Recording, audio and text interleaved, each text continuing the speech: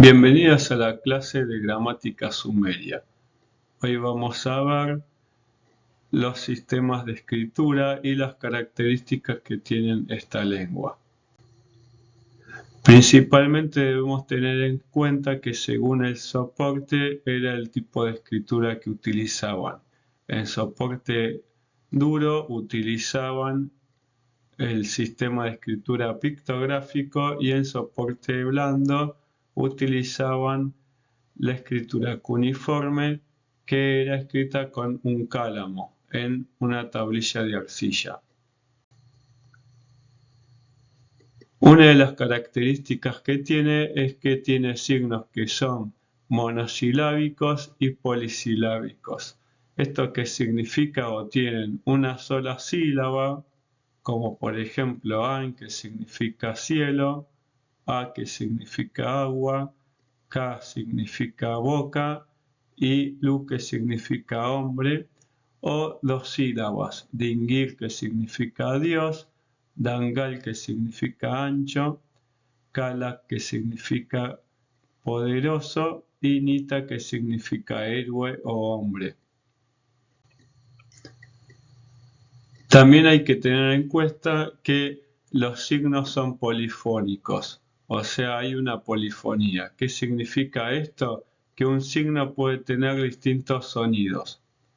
Sar, por ejemplo, que es este signo, significa jardín, pero también se puede decir kiri como huerta o mu, crecer. ¿Cómo nos damos cuenta? Según el contexto. Si vemos que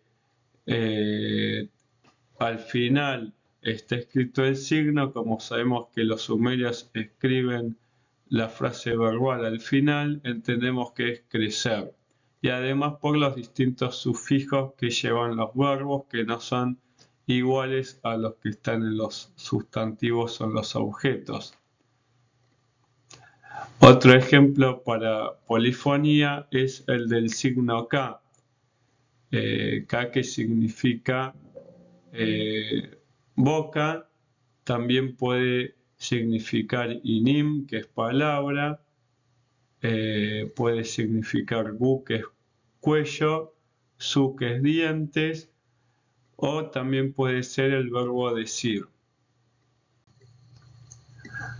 Luego también entendemos que existen la homofonía.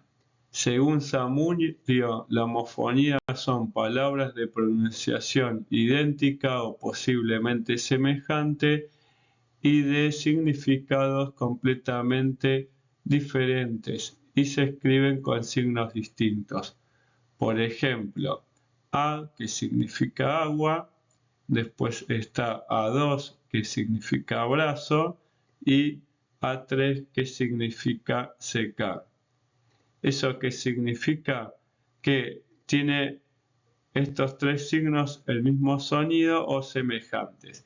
Según la Universidad de Helsinki, por ejemplo, tenemos a Alexa, que hace una teoría que está inspirada en la teoría de Lieberman, donde habla de que en sumerio existen más que tres vocales.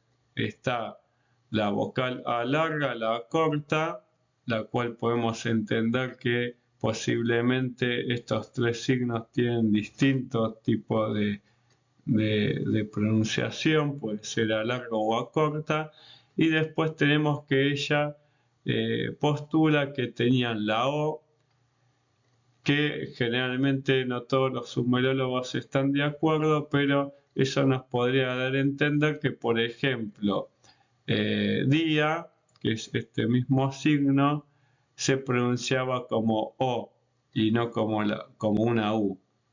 A diferencia, por ejemplo, sol, que es UDU. Luego tenemos los complementos fonéticos. Complementos fonéticos tenemos a partir de U3 y en el periodo neosumerio y en el paleobabilónico. ¿Eso qué significa? Que en la época del periodo dinástico 3 y anteriormente no se utilizaba. Generalmente los signos de complemento fonético son para guiarnos la pronunciación del signo. Por ejemplo, acá tenemos ga, que es este signo, y es para decir que este signo gar significa colocar. ¿Por qué? Porque esto también puede significar ninda, que es pan, o nin, que es cosa. O sea, era más que nada para ayudar al lector.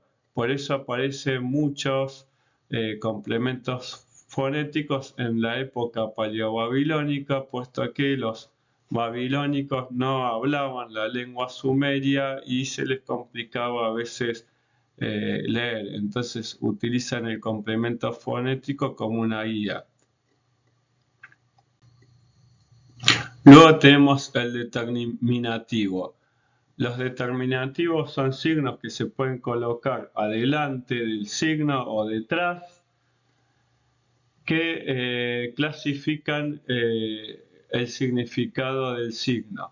Por ejemplo, todos los instrumentos hechos con madera se les pone el determinativo gesh, que significa árbol. Todos los dioses se les va a poner el determinativo dingir, que significa Dios. Generalmente el signo se lo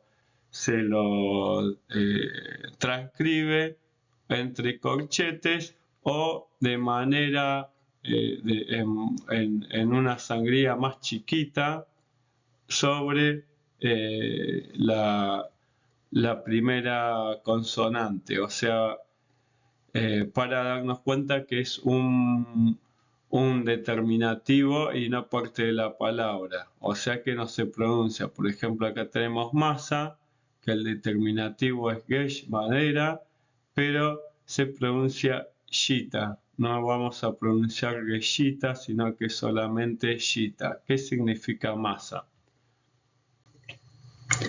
Luego tenemos ligaduras. ¿Qué son las ligaduras? Dos signos que cuando nosotros los leemos en orden inverso. Por ejemplo, acá tenemos su, ab, pero lo vamos a leer absu. ¿Qué significa abismo? Su es profundo, ab es mar. Después tenemos el dios Sin, que es el dios de la luna, que es un dios acadio. Tenemos que se escribe Ensu.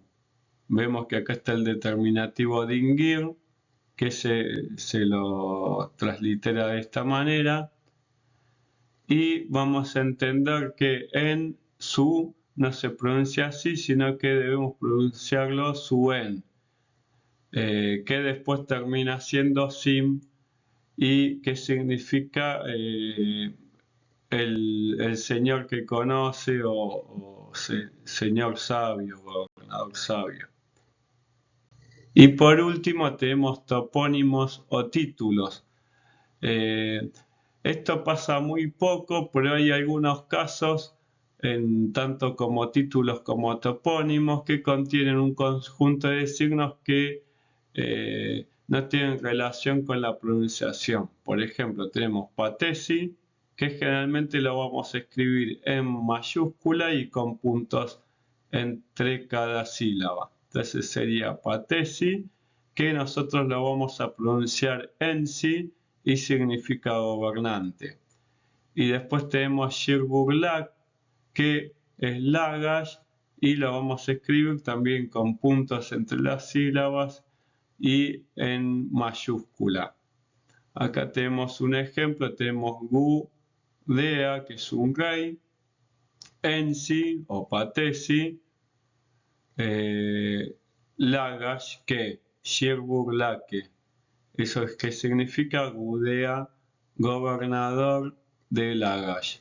Espero que le haya gustado este video y vemos para hacer el próximo video, que va a tratar acerca de genitivos, que son uno de los casos sumerios, que significa de, o sea, cuando decimos, por ejemplo, gobernador de Lagash, vamos a decir, por ejemplo, Ensi Lagash, o si decimos el templo del Lil, vamos a decir en Lila. ¿sí? La vocal A al final es lo que marca el marcador genitivo que vamos a traducir como D. Espero que les haya gustado el video y nos vemos en el próximo video. Gracias.